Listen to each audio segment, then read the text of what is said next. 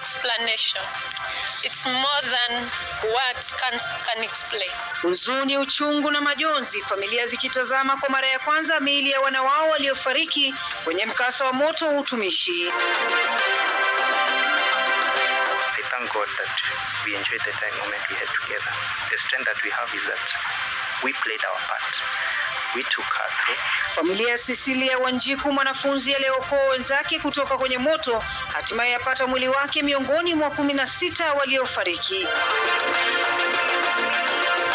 The best way of containment of any outbreak is through the epicenter, the point of outbreak, like in Congo.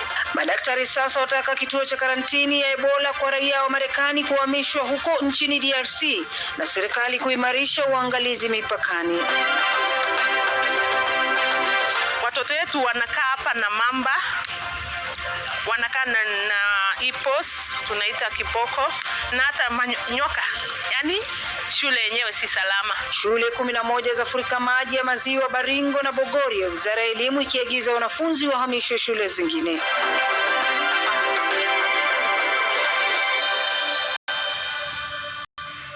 Na mtazamaji, karibu mwenzetu.